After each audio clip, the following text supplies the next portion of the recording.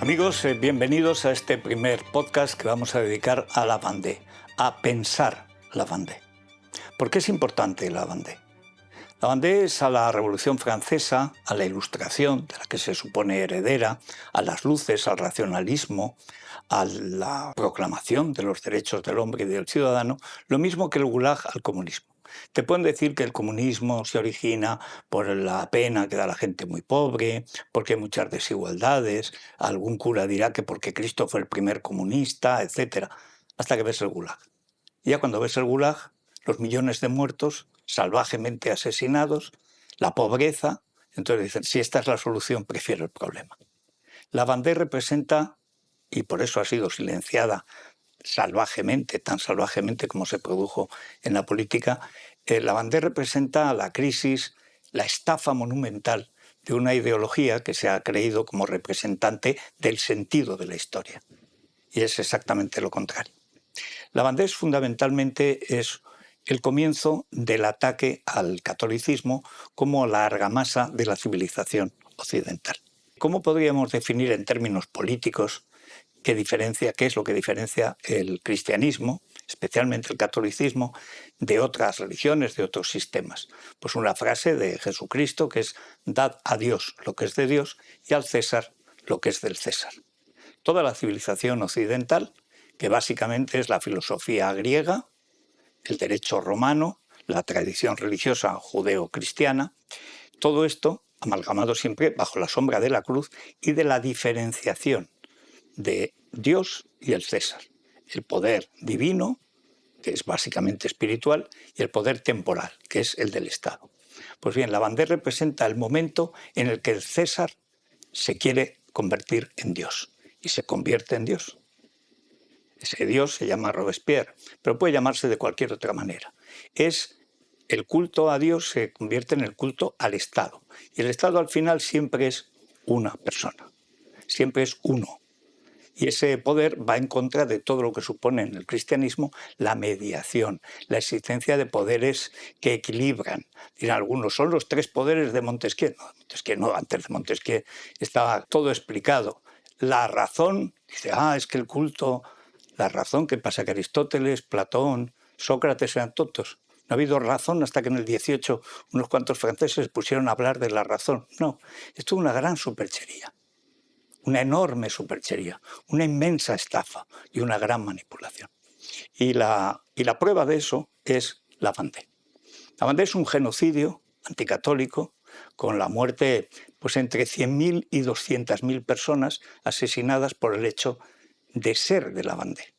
Eso lo convierte en un genocidio. Un genocidio es cuando se mata a un pueblo, a una gens, a un grupo humano, por el hecho de existir en ese pueblo, de haber nacido en ese pueblo, sin haber hecho nada. Y se mata lo mismo a niños que a ancianos, a mujeres que a hombres, a tontos que a listos, a soldados o a gente que no ha hecho nada, simplemente por pertenecer a ese grupo. Eso es exactamente lo que hizo en la República Francesa con la Vendée. Y lo vamos a contar, porque es que además lo relataron y se enorgullecieron de lo que hacían. ¿Y por qué es además importante la Vendée? La Vendée es el modelo que tienen todos los genocidios anticatólicos, todas las masacres de católicos hasta hoy. La Vendée es el modelo, es el molde, por ejemplo, de la cristiada, cuando, aparte de la persecución de los católicos, hay católicos que se rebelan y se juegan la vida, aun sabiendo que la van a perder, en defensa de su fe y de su dignidad como personas. Una de las características del cristianismo, en especial del catolicismo, desarrollado por la Escuela de Salamanca, es que el hombre es sagrado porque está hecho a imagen y semejanza de Dios. Y por lo tanto no se le puede matar, no se le puede esclavizar. El hombre no puede ser objeto de degradación porque estás atacando a Dios, la figura de ese hombre, especialmente de ese niño que cuando nace es simplemente un ser hecho a imagen y semejanza de Dios, el niño Jesús. Bueno, en la Vendée y la República Francesa lo que hacen es exactamente lo contrario. La Revolución Francesa prohíbe, como todo, eso es el modelo del comunismo ruso y de la rebelión contra el comunismo ruso en Tambov y en la Siberia Oriental, la rebelión en México contra esa especie de esa mezcla de socialismo, de masonería que es el régimen del PRI, el régimen mexicano, que lleva en su rebelión a la cristiada 3 años de lucha heroica contra el Estado, y cuando van a ganar son traicionados. Eso es en el año 26. En el año 36 es en España la masacre de católicos, el asesinato de 7.000 curas, monjas y frailes y decenas de miles de personas por ir a misa, por ser católicos. Y de todos estos movimientos, a los que se podría añadir, pues son por la misma época, el genocidio armenio y a mitad del siglo XIX la destrucción del reino católico de las dos Sicilias, reino católico importante, desde Roma hasta Nápoles y Sicilia, que fue destruido y robado y saqueado, pues todo sigue el mismo esquema que vemos en la Vendée. Todo, absolutamente. Y todos ellos fueron derrotados excepto uno, el Ejército Nacional. España es el único sitio donde, mientras que los vandeanos fueron masacrados, mientras que el Ejército Blanco del Zar fue destruido, mientras que el ejército de la Cristiada, después de 3 años, fue masacrado también, 50.000 muertos y luego asesinados todos los líderes. En España, después de una cruenta guerra civil, no proclamada por ellos, ganó el Ejército Nacional, el Ejército Blanco, el ejército de Franco, el contrarrevolucionario, ganó la guerra. Son los únicos que han ganado la guerra. Todos los demás la perdieron y fueron asesinados. Y después fueron olvidados, fueron tachados, borrados, porque las masacres tienen muy mala prensa. Y entonces, como representan el bien, desde la Revolución Francesa, pues no se puede admitir que el mal estuviera precisamente en la Revolución, ni en la Ilustración, ni en las luces. No, tienen que ser buenos. Fueron muy malos.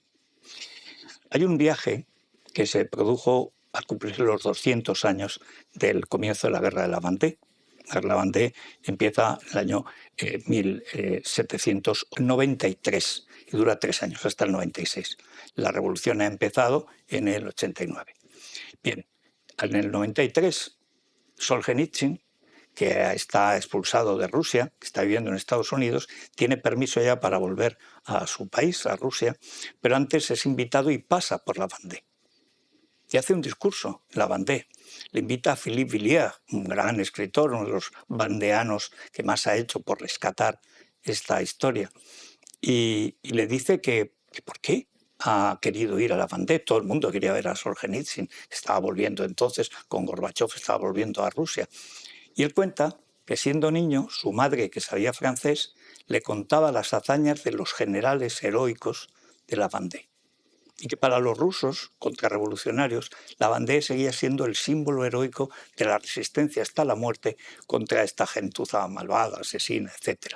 Y que él nunca pensó, que hace un discurso en el que dice 2 cosas, que nunca pensó que en la ancianidad iba a tener el honor de hablar en la Vendée, en recuerdo de aquellos héroes que él oía desde niño comentar sus hazañas a su madre, y además para recordar que las revoluciones son repugnantes, que siempre sacan lo peor del ser humano, la envidia, el odio, la avaricia, todo, que no hay una revolución buena y que todo lo que no sea la reforma pactada, tranquila, democrática, consensuada, dialogada, eso a la larga es fatal para la humanidad. Claro, en un país que ha hecho de la guillotina un símbolo, que presume de degollar reyes y cosas así, pues claro, aquello sonaba cosas del loco de Solzhenitsyn. No, Solzhenitsyn no estaba loco. Solzhenitsyn había entendido perfectamente la Vendée. La Vendée es el origen, el Gulag es la culminación. Cuando Solzhenitsyn llega a Francia en el 93 para recordar a los héroes de la Vendée, muertos heroicamente 200 años antes, se había publicado pocos años atrás un libro fundamental de un joven profesor que se llama Reynald Seger. Seger, si quiere, o Reynald Seger, publica un libro que se llama La Vendée vengée. Es como la Vendée vengada también, o borrada. Y es el primer libro en el que cuenta todas las masacres defendidas con cuadros de cuántos niños, cuántos ancianos, cuánta gente indefensa masacró el heroico ejército de la República. Dirán ustedes, ¿que estaban en guerra? No. El genocidio se produjo cuando había terminado la guerra. O sea, el afán de exterminio de esos franceses, de la Vendée, que simplemente no aceptaban los valores de la revolución, estaban en pleno terror. El culto a la Virgen María, la Vendée es una zona muy mariana, pues se enfrentaba al culto a la diosa razón, proclamado por Robespierre. Robespierre proclama la diosa razón en Notre-Dame, y una suripanta o una actriz de segundo nivel con una sábana semidesnuda es la diosa razón. Y entonces allí le rinden culto y pisa un crucifijo. Esto en Notre-Dame. Y al lado hay dos bustos, uno de Voltaire y otro de Rousseau, que representan las luces, la razón, etcétera, etcétera. Y los vandeanos, que eran católicos, no aceptan que les prohíban el culto. Ahora veremos en qué consistió y cómo se hizo sistemáticamente. Además, como desde el principio el proyecto revolucionario no hubo nada improvisado, fue desde el principio destruir todo lo que tenía de cristiano, de occidental, de romano, precisamente la tradición. Querían hacer lo que la Agenda 2030, en el año 30 no tendrás nada y serás feliz, el gran reseteo, le grand recommencement, dice, el gran recomienzo, le llamaban Robespierre y compañía. Mao le llamaba una página en blanco. Es decir, el campesinado chino es una página en blanco. Se puede empezar el mundo ahí, se puede escribir lo que fuera. Lenin y Trotsky también querían fundar el mundo, el hombre nuevo. Y eso, precisamente, es lo que saca a colación Reynald Césaire en sus libros, sobre todo en el primero, que es el genocidio franco-francés, porque es un genocidio de franceses contra franceses, pero con voluntad claramente genocida. Ahora lo iremos viendo. La clave es entender que no hay una guerra civil como tal, que no es que había malas cosechas, no es un problema económico, no es un problema político, no es un problema institucional, ni siquiera es un problema de monarquía o república. Es un problema religioso, es un problema antropológico, es un problema moral, y es que César quiere ser Dios. El poder político, el poder del Estado quiere ser Dios. Y para eso vale todo.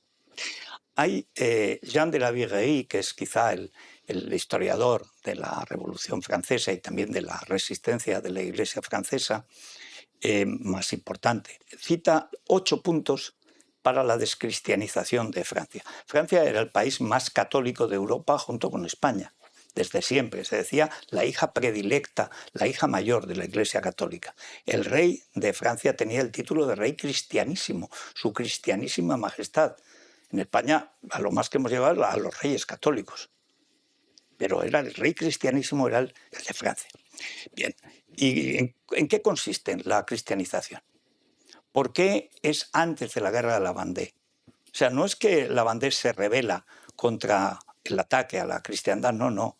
La Vendée, la guerra de la Vendée, viene después de 3 años ya de destrucción de la Iglesia, de persecución de los curas, de persecución del culto y de asalto a los católicos franceses.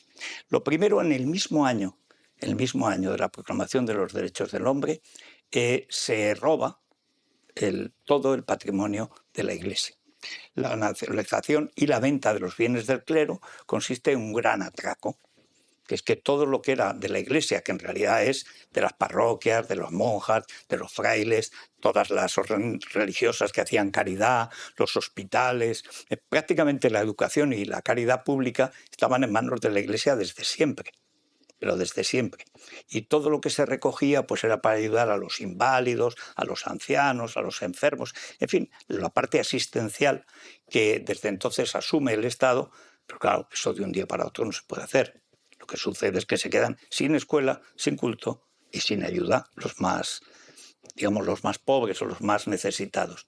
Y eso lo hace en el mismo año 1789.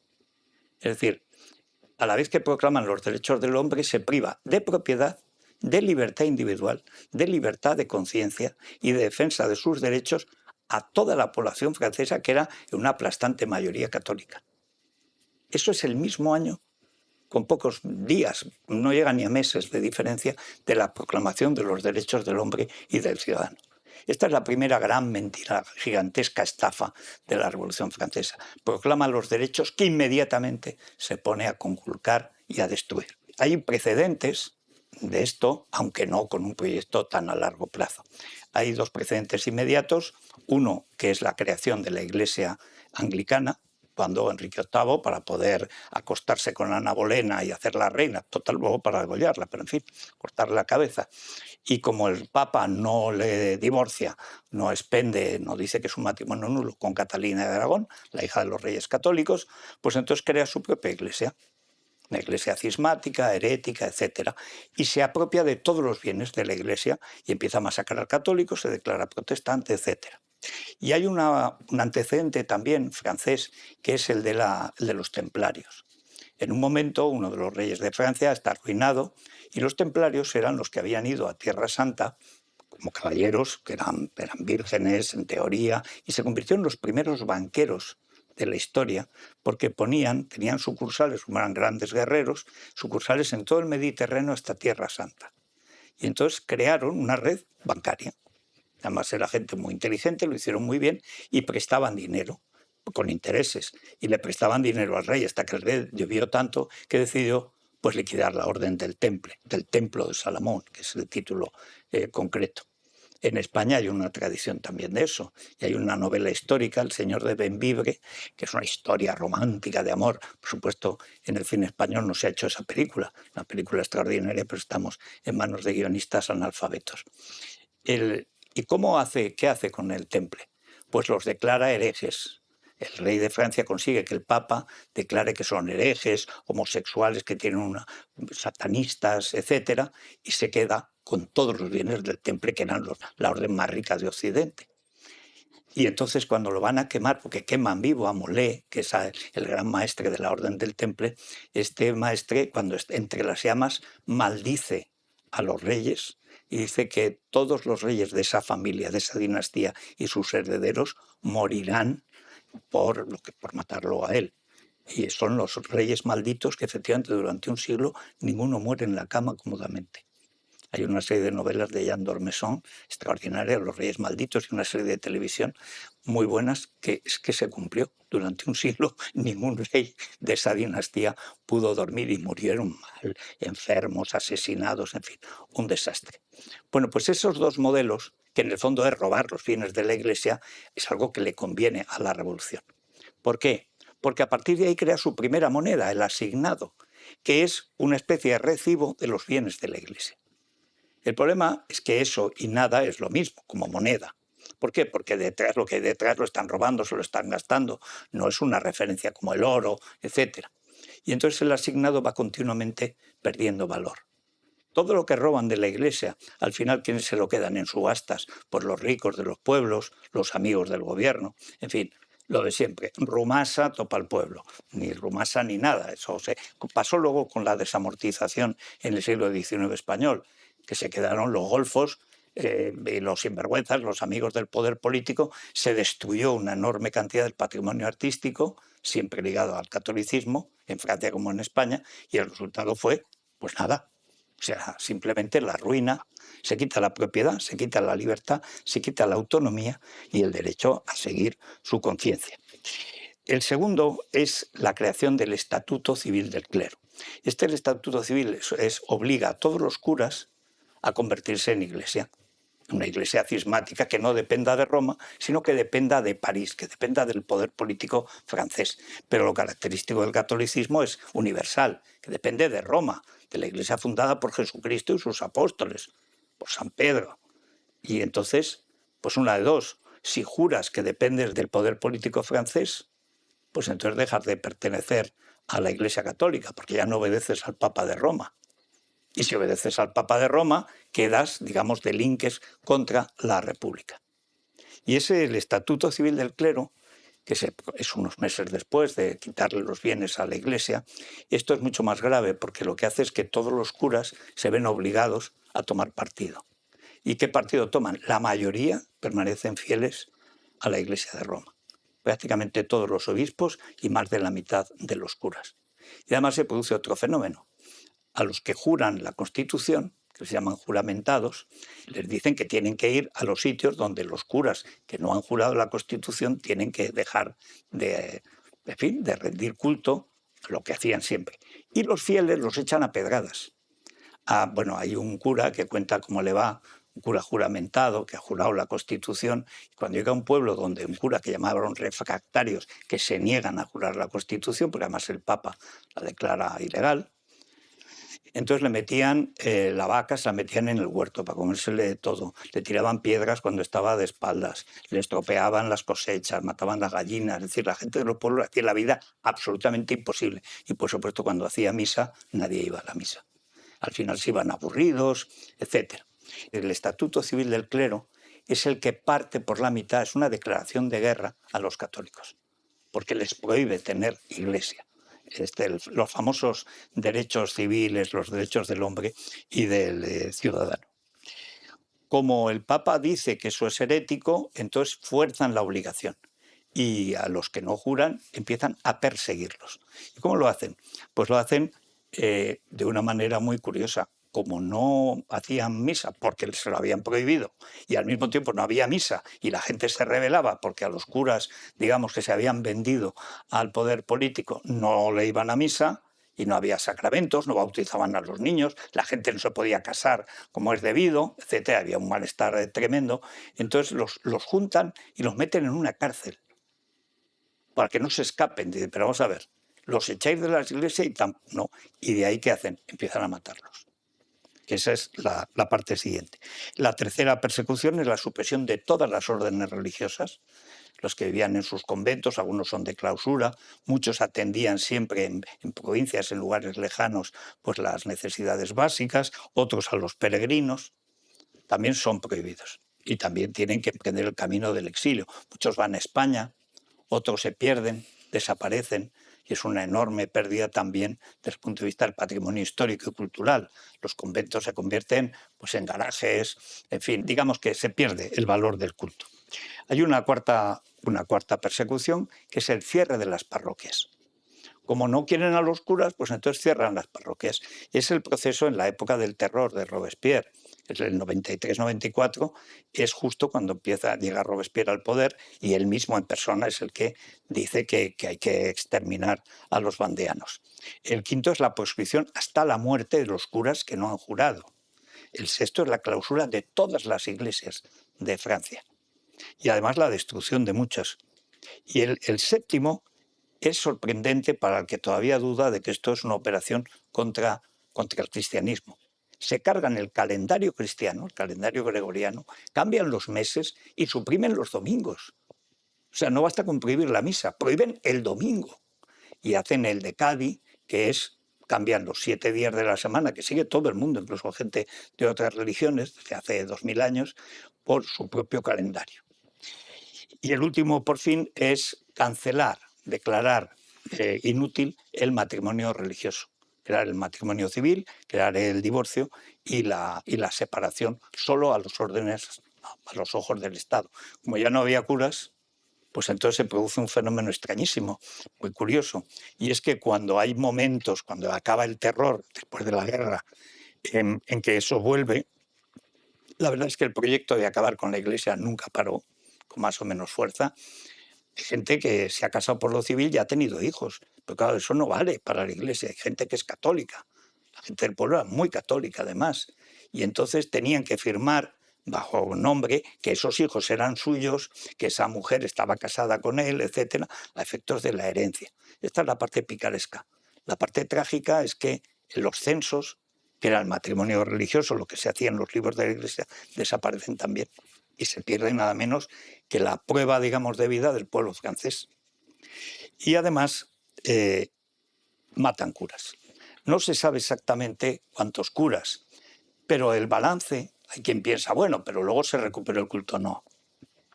En París, por ejemplo, se cree que solo sobrevivió el 10% del clero. El 90% desapareció. Gente que dejó de ir a misa, porque no había misa los domingos durante 3 años, no volvió ya nunca a misa. Aproximadamente la cuarta parte de los católicos dejaron de ir a los sacramentos. En ese sentido se puede decir que realmente la descristianización de Francia fue un éxito enorme de los enemigos de la Iglesia. ¿Cuáles son los crímenes de la República contra los vandeanos y cómo se creó el ejército blanco, el ejército católico y real de la Vendée?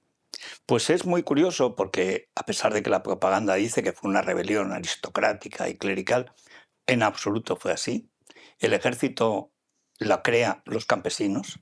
Los campesinos van a buscar a militares, algunos militares que estaban en la Vendée, la nobleza en la Vendée era pequeña nobleza rural, muy, muy relacionada. No tiene nada que ver con Versalles ni con la corte, es la pequeña nobleza rural de una zona muy católica, evangelizada por Montfort. Hablaremos de ello en su momento.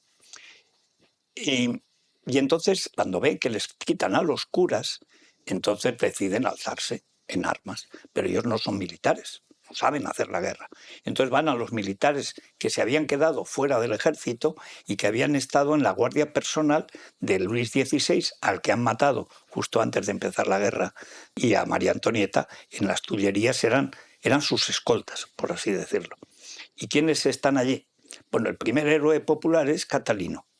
Catalino era un arriero, era un señor que vendía por los campos, le llamaban el Santo de Anjou porque era muy católico, tenía muchos hijos y era un juez de paz. Digamos, lo que lo apreciaba muchísimo la gente, porque era muy piadoso y muy bueno. Y luego había algunos que eran militares de carrera o de familia militar.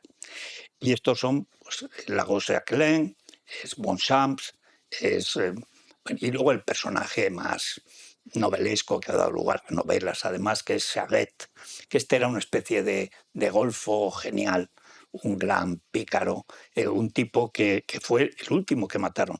En 3 años murieron todos, la mayoría sin haber cumplido los 30 años.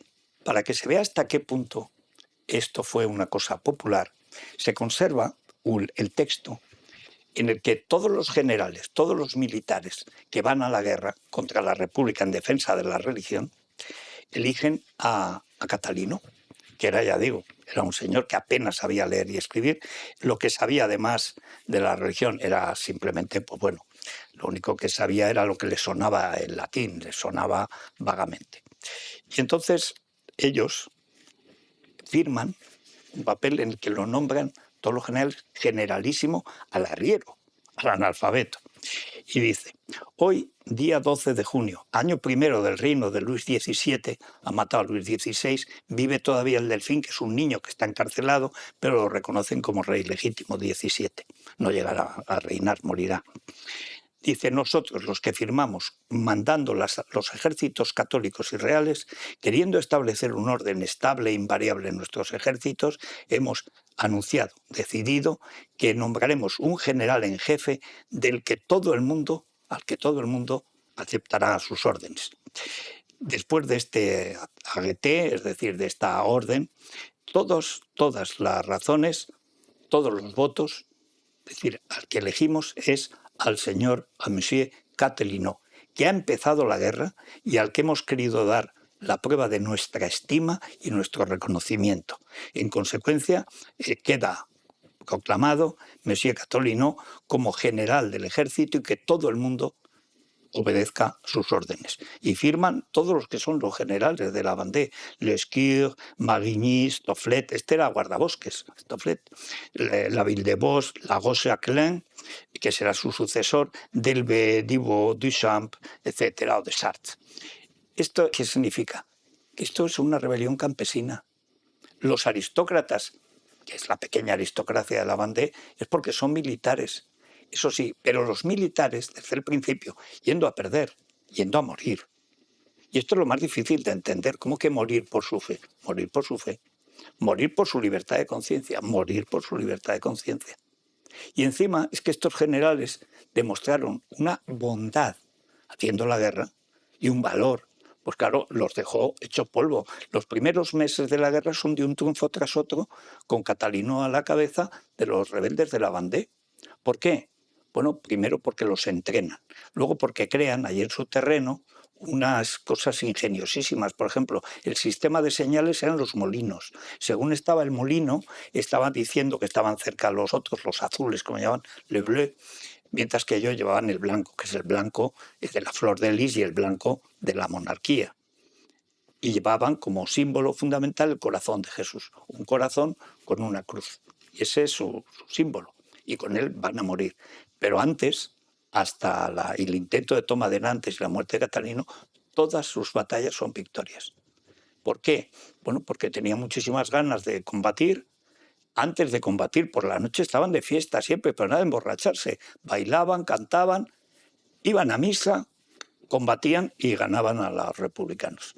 Hasta que intentan tomar Nantes, que es la puerta de Bretaña. En Bretaña empieza la Suanerie, un señor que se llama Suan, que ahí toma el nombre. Es una especie, digamos, de bandoleros también católicos, pero no es un ejército como el de la Vendée. La Vendée llegó a tener 80.000 soldados, de los cuales 40.000 más o menos fijos, que tenían un problema. Y es que cuando ganaban la batalla se volvían a su campo a arar la tierra, a cuidar del ganado. La zona del boscaje de allí es una zona ganadera más que agrícola, pero bueno, y se volvían. Que iba a la guerra, llamaban las campanas de las parroquias eran el partido político, digamos, el banderín de enganche, tocaban la campana, pues tocaban que había que ir a la guerra, las primeras armas las hicieron con hoces. Encima de una pica ponían una hoz y con esto atacaban a los azules, a los republicanos, que eran malos, eran hijos del demonio, porque querían atacar a los buenos curas. Y siempre pedían lo mismo, que vuelvan nuestros buenos curas, nos bons prêtres, y además que vuelva el culto católico y respeten al rey niño. Lo respetaran, murió. Y después de cuando Catalinó, en el asalto a Nantes, muere. Y entonces eligen a uno jovencísimo, de una familia militar, que es Lagoa Jacquelin. Tiene 20 años. A los 22 morirá. Y entonces Lagoa Jacquelin tiene una frase que es famosa desde entonces. Primero les dice, si viviera mi padre militar, sería el que os conduciría a la victoria. Pero ya que me obligáis a ponerme a la cabeza de vosotros, yo solo os pido 3 cosas. Primero, si avanzo, seguidme. Si retrocedo, matadme. Y si me matan, vengadme. Y efectivamente así fue.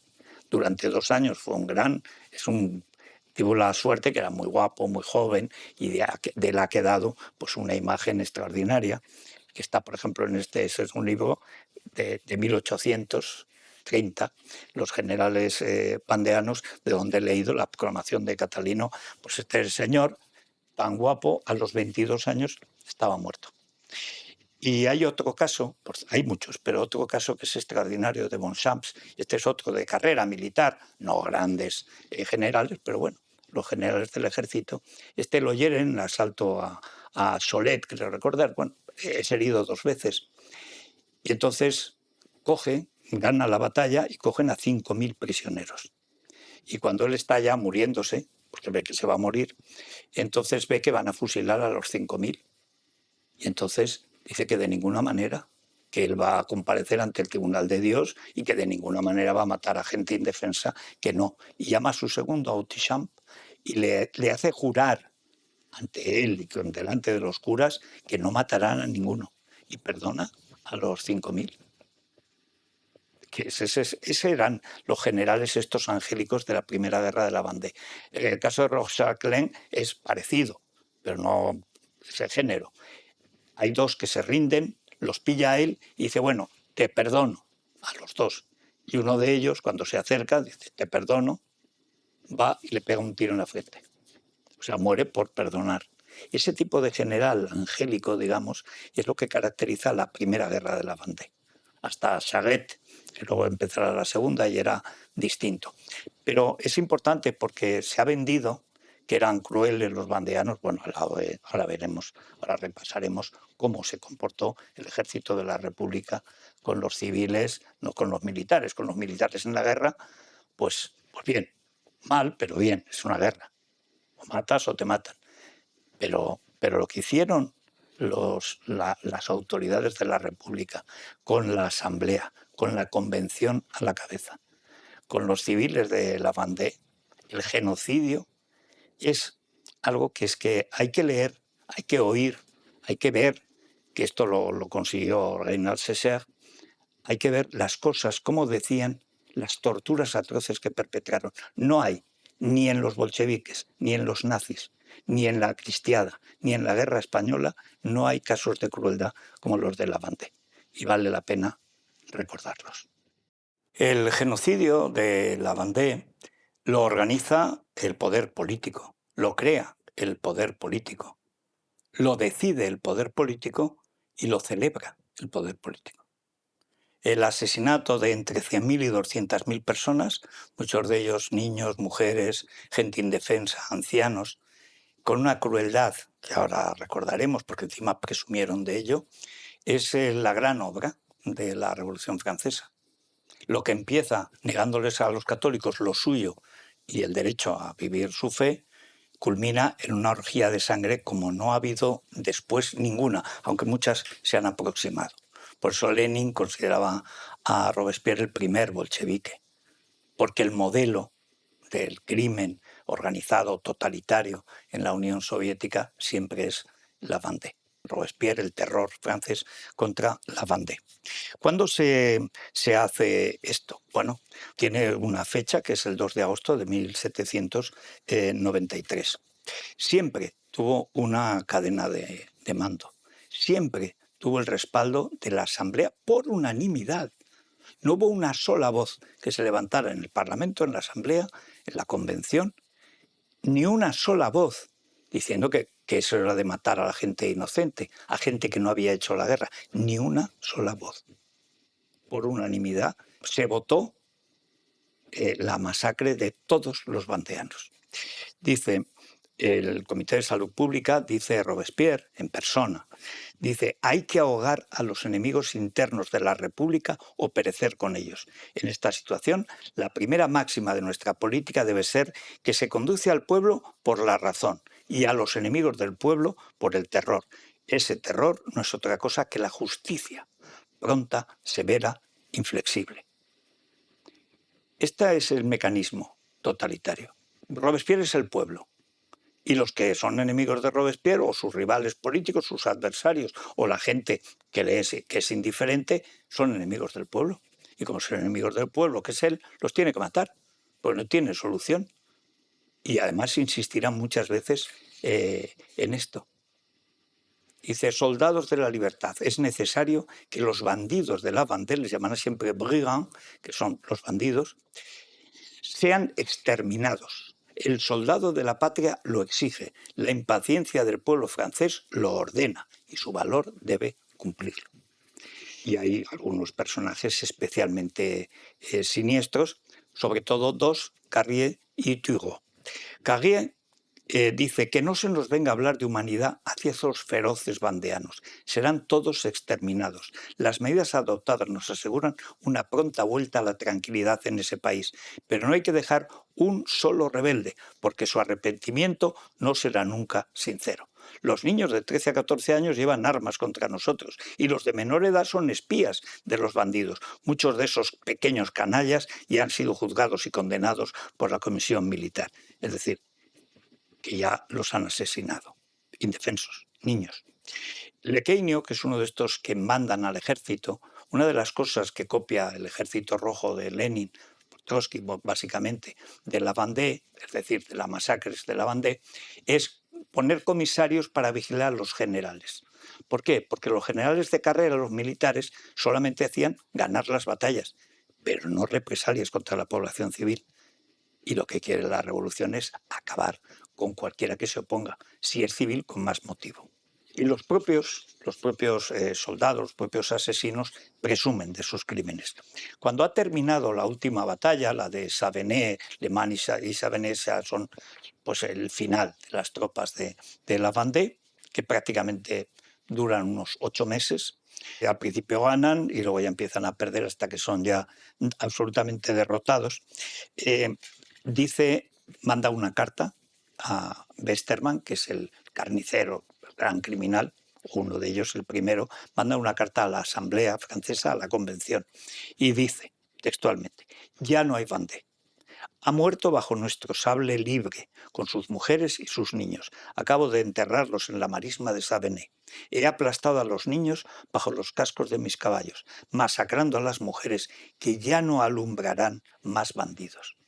Tenían la obsesión de acabar con lo que llaman el sillon reproducteur, es decir, el surco reproductor, que es que nazcan. que puedan nacer, y por eso son especialmente crueles con las mujeres y con los niños. Dice, no tengo un solo prisionero que reprocharme, los he exterminado a todos.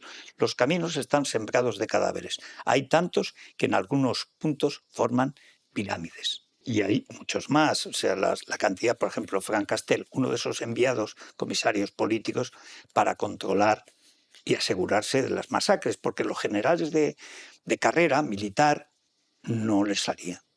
Y algunos se iban, desertaban, lo hacían sin ganas, y entonces mandaban a los comisarios políticos para que mataran. Uno de los muchos papeles que van mandando de Frank Castel dice, por ejemplo, me aseguran que el ejército de Brest les ha matado 3.000 mujeres. Ellas arrojaban a sus hijos al río desde el Pont au Beau y todo el país en los alrededores está cubierto por sus muertos. Aún se les encuentra por todas partes, como nubarrones de langostas, y casi estaría tentado de creer que resucitan si sus apestosos cadáveres no justificaran lo contrario. De Quesnoa dice, he quemado todas las casas y degollados a todos los habitantes que he encontrado. Y Carrier es el que dice que la guillotina es muy lenta y empieza a ahogarlos de 100 en gabarras. Los llevaban atados, los metían en una gabarra y entonces hundían la gabarra. Con los 100 empezaron el primer día con 90 curas, murieron todos ahogados en el Loira y entonces empezaron a hacerlo. Esto fue copiado en toda Francia. Y decían, había tantos muertos en el Loira, decía uno, decía, magnífico, los salmones del Loira los comeremos mucho más gordos. Y decía el alcalde, bueno, la cantidad de datos, etcétera, son verdaderamente tremendos. Pero hay algunos que están hechos por los propios militares y por los oficiales, que le escriben, todo esto son cartas que escriben, que mandan a Robespierre, al Comité de Salud Pública, y a la Asamblea de la Convención, es decir, al Parlamento de la República Francesa. Le mandan las cartas presumiendo. Por ejemplo, Marceau, que es uno de los generales, dice, el día comenzaba apenas cuando la vanguardia ligera de esta división me pidió permiso para cargar a la bayoneta. Se lo concedí. Un triste silencio interrumpido por las quejas y gemidos de los moribundos me anunció el éxito de esta medida. Esta audacia verdaderamente republicana desconcertó al enemigo, que evacuando las casas en muchedumbre no pensaba más que en buscar su salvación en la fuga. Entonces, abandonando sus equipajes, tirando sus fusiles, cogieron el camino de Laval. Nuestros soldados hicieron una carnicería espantosa en la ciudad y los persiguieron con el camino, con tal ensañamiento que pronto no fueron algunos fugitivos, sino toda la retaguardia la alcanzada. Pronto todo el camino estuvo cubierto de muertos. La infantería, que en la ligereza de su carrera seguía la caballería, mató a todos aquellos que quedaban atrás, así como buscaban en los que buscaban en los caminos que atravesaban los medios de escapar. Por agotadas que estuvieran nuestras tropas, hicieron todavía 8 leguas, masacrando sin cesar y haciendo un botín inmenso. Recibimos con 7 cañones, 9 cajas y una inmensidad de mujeres. 3.000 fueron ahogadas en Pont-au-Beau. Decía Gabory, otro, cuenta, pero cuenta como mérito. Un delirio de sangre y sadismo se apoderó de los soldados. Se reservan como botín de guerra a las mujeres más distinguidas y a las religiosas. Despojan a los cadáveres de sus vestidos y los alinean sobre la espalda. Llaman a esta operación poner en batería. Carrier, que es el primero gran criminal, el segundo fue Turgot, dice, el asunto de Le Mans, la batalla de Le Mans, ha sido sangriento, tan mortífero para ellos, que desde este municipio hasta Laval, la tierra está cubierta de sus cadáveres. Una banda de estos villanos se presentó a Chateaubriand, otra en Ancenis. He tomado las medidas más rápidas y eficaces para impedir el paso del Loira y del Vilaine. Ponía barcas armadas y cuando intentaban cruzar en barcazas, a veces en toneles, para cruzar el río y salir, evadirse y salvarse, entonces les disparaban para que se ahogaran. Y lo contaban las barricas que cogían en Ancenis y la artillería de nuestros barcos armados destrozaron las embarcaciones, mataron y ahogaron a todos. Todas estas tripulaciones han cumplido también con su deber, que muy pocos bandidos han podido pasar el Loira. El río debería ser su tumba. Pero Turgot, puesto que ya esto está terminado y hay generales que dicen que es que si les obligas a luchar, acabarán luchando. Si los vas a matar de todas maneras, se van a rebelar otra vez los que queden vivos. No se sabe cómo, pero algo harán. Si los vas a matar de todas maneras, se defenderá. Y efectivamente, unos meses después empezó la Segunda Guerra de la Vendée. Pero entonces Turgot, que lo que quiere es exterminarlos, dice, le pide a Robespierre, le pide una autorización. Dice y le escribe: os pido una autorización expresa, un decreto para quemar todas las villas, pueblos y aldeas de la Vendée que no estén en el sentido de la revolución y que proporcionan alimentos al fanatismo y a la realeza. Estaba muerto el rey. Fanatismo llaman estos asesinos llaman fanáticos a los católicos. Siempre les llaman los fanáticos. Y esta es clave. Debéis igualmente pronunciaros de antemano sobre la suerte de las mujeres y los niños. Si hay que pasarlos a todos por el filo de la espada, yo no puedo ejecutar semejante medida sin una orden que ponga mi responsabilidad a cubierto. Todos los bandidos que sean encontrados con las armas en la mano o convictos de haberlas tomado serán pasados por la bayoneta. Se actuará de la misma manera con las mujeres, las muchachas y los niños. Las personas solo sospechosas tampoco se salvarán. Todos los pueblos, burgos, matorrales, todo lo que pueda ser quemado será entregado a las llamas. La orden de quemarlo todo llevan además artefactos incendiarios, intentan quemarlo con fósforo, con medidas químicas, pero aquello no funciona, pues resulta que se escapa, los gases mortíferos se escapan y matan también a los que los ponen, en fin, aquello fracasa y vuelven a matar a gusto. Y como le cogen el gusto a matar, entonces empiezan dos de las cosas más atroces que se hicieron en la Vendée: asar mujeres y curtir la piel de los muertos. Un tal Ganet cuenta que el general Amey, que era pues, uno de los generales de Turgot, dice lo siguiente: esto está escrito, esto está enviado, esto se ha publicado, lo publica Sécher, así lo odian. Amey hace encender los hornos y cuando están bien calientes mete en ellos a las mujeres y a los niños. Les hemos hecho amonestaciones, ha respondido que era así como la República cocía su pan. Primero se ha condenado a este género de muerte a las mujeres bandidas, y no hemos dicho mucho, pero hoy los gritos de estas desgraciadas han divertido tanto a los soldados y a Turgot que han querido continuar con esos placeres.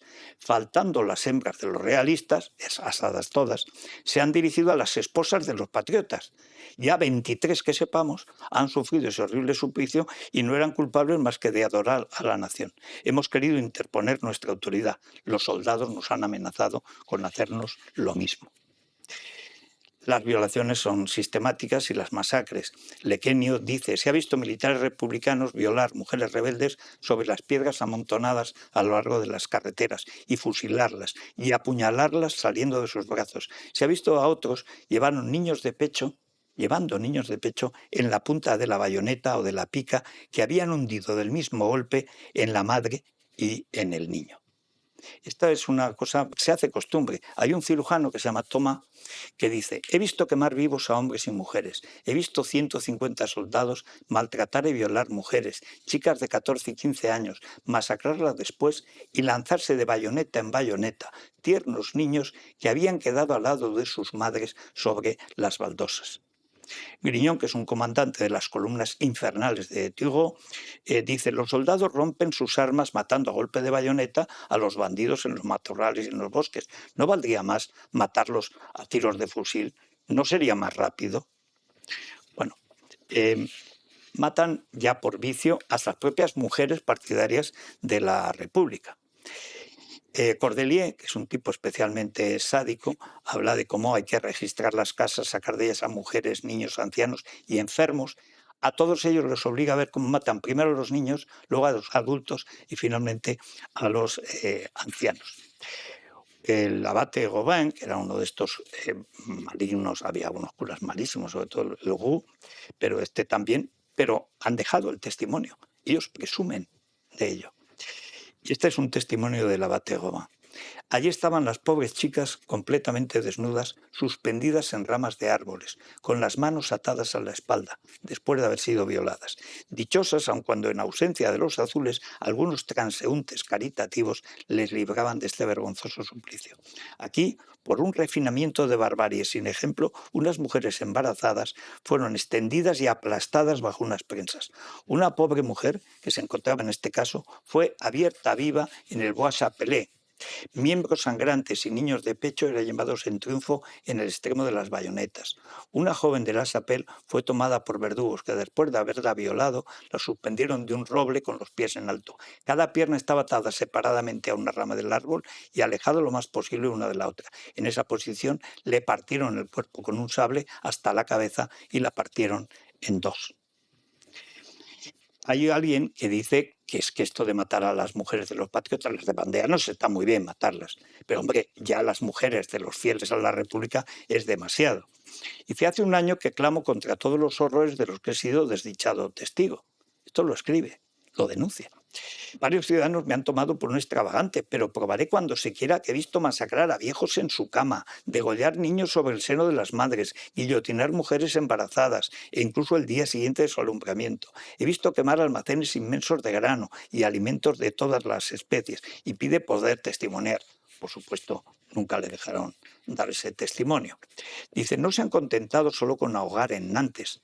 Ese género de suplicio estaba en 30 lugares más allá al norte siguiendo el Loira, pero más arriba del Loira. Las atrocidades que se han cometido ante sus ojos han afectado de tal manera mi corazón que nunca más sentiré la vida. Solo hablaré frente a caníbales. También hago de eso. Y un cirujano, un testigo que se llama Jean Guillemot, ante el tribunal declara: el llamado Pequel, cirujano mayor del 4º batallón, ha despellejado a 32 cadáveres. Quería obligar a Alexis Lemonnier, que es un curtidor de los Pont de C, a curtirlos. Las pieles fueron transportadas a casa de un tal Lenglet, curtidor, donde un soldado las ha trabajado. Esas pieles están en casa de Proudhon, fabricante de polainas. Y Saint-Just, el arcángel del terror, el segundo de Robespierre, lo que llaman el monstruo bien peinado, decía que era muy buena la piel, la de hombre sobre todo. La de mujer era muy delicada, pero era más frágil. Entonces, para hacer botas no era muy buena. En cambio, la piel de hombre era muy buena, muy curtida, excelente. Seguían asando mujeres. Otro soldado le escribe una carta a su familia. Dice, hicimos agujeros en la tierra para colocar calderas a fin de recibir lo que caía, la grasa. Habíamos puesto barras de hierro encima y colocado a las mujeres encima. Después, más encima aún, estaba el fuego. 2 de mis camaradas estaban conmigo en este asunto. Envié 10 barriles de grasa a Nantes. Era como la grasa de muerto. Sería para los hospitales. Esta es la prueba, pero enviada, además, a la Asamblea Francesa, a la República Francesa. Esto no fue un hecho episódico. Esto fue una parte de lo que fue el intento de genocidio total de los vandeanos. Los niños pasándoselos de bayoneta a bayoneta. Eso no sucedió ni en el Ejército Rojo ruso. Eso empieza en la Vendée. Y vamos a concluir enseguida recordando por qué, a la luz de estas atrocidades, hay que pensar la Vendée. Estas masacres de la Vendée prefiguran y anuncian lo que van a ser las grandes masacres comunistas. Cuando se habla de que no fue comunismo la Revolución Francesa, se olvida, algunos, incluso sabios, de algo esencial. Cuando te privan de tu vida, te han privado de tu primera propiedad, que es tu cuerpo. Y Robespierre, en nombre de la virtud, por supuesto, prohíbe toda posesión, roba lo que sea, pero además te quita la vida. Cuando alguien te quita la vida, te ha quitado tu primera propiedad. Cuando alguien te quita la libertad, te ha quitado tu segunda propiedad. Cuando alguien te ha privado de la protección de la ley, te ha convertido en un animal. Y esto de convertirlos en animales para luego poderlos asar, etcétera, es algo que harán luego siempre Lenin, Hitler, Pol Pot, Mao. Son insectos, son bichos, son animales, son cerdos. Es decir, ya no son personas. Eso hace más fácil las masacres, las torturas, etcétera. Alain Gerard tiene un libro muy interesante que se llama Por principio de humanidad, el terror en la Vendée, de uno de estos asesinos que dice Carrier que les mata por hacerles un favor, por un principio de humanidad. Dice, hombre, lo diría en broma. No, lo decía en serio. ¿Por qué? Porque cuando un régimen político representa la virtud, cualquiera que se lo ponga tiene que desaparecer. ¿Por qué? Porque César es Dios, Robespierre es Dios. y el que representa a la República, etcétera, es Dios, y Dios tiene derecho a matar a quien sea, porque no es el Dios cristiano, no es el Dios del perdón, no es Cristo misericordioso, no es el que muere en la cruz, no, es el que mata. Y esto es, el comunismo de Robespierre es un comunismo ideológico, es un comunismo religioso, por así decirlo, y por eso decía antes, prohíbe todos los cultos. Es un comunismo económico, por eso la moneda en la que se basan es un recibo sobre los bienes robados a la Iglesia. Por supuesto no vale nada, pero al que se queja de que no hay pan, pues lo matan por oponerse a la República. Pero sobre todo es un modo, digamos, de dominio del ser humano que hasta la Revolución Francesa no se ha intentado desde el Estado. Es decir, el terrorismo de Estado nace precisamente ahí, en la Vendée y como alarde de autoridad de la República Francesa. Las violaciones masivas de mujeres la hará también el Ejército Rojo de Lenin, que presume de violar a las burguesas de San Petersburgo. La persecución de los desviados, llamaban, es lo que hace el Che cuando crea el primer campo de concentración para homosexuales en Cuba, la UMAP, las UMAP, Unidades Militares de Ayuda a la Producción, que tienen, entrando en ese campo de concentración, una parodia de los campos de Hitler. Hitler decía, el trabajo será libres, Arbeit macht frei, y entonces en el Che puso, el trabajo será hombres. Este es el Che Guevara. O sea, y luego hablan de homofobia, los comunistas que llevan el monigote del Che. Pero junto a los crímenes, y este es el comunismo moderno, esto es lo que va más allá de Robespierre, empieza el borrado del crimen. No se puede hablar de esto. Es lo que llama Césaire el memoricidio. Al genocidio se añade el memoricidio. Esto no se puede contar, esto no se debe contar, esto no es bueno para la República, esto es mentira, esto es una exageración, eso no sucedió. Bueno, hay opiniones. Y los propios historiadores profesionales se ponen a mentir. Pero a mentir sistemáticamente hasta ahora mismo. ¿Qué estamos viendo en España? ¿Qué son las leyes de memoria histórica y de memoria democrática? El memoricidio. No es que prohíban recordar, es que obligan a pensar, a recordar lo que manda el poder político. Es exactamente lo que ha pasado con la Vendée durante muchos años en Francia, durante 2 siglos hasta Césaire. Tenemos que ser conscientes de que lo que empieza en la Vendée, que es el ataque a todo lo que, bajo el signo de la cruz, representa la tradición occidental, es el verdadero fin último de este proceso.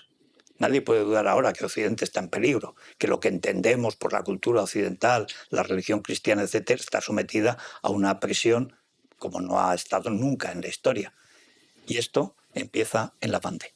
Por eso pensar la Vendée es el primer paso para combatirlos y también para recordar a aquellos que fueron a la muerte por defender su dignidad, que es la nuestra. Loor a los héroes de la Vendée.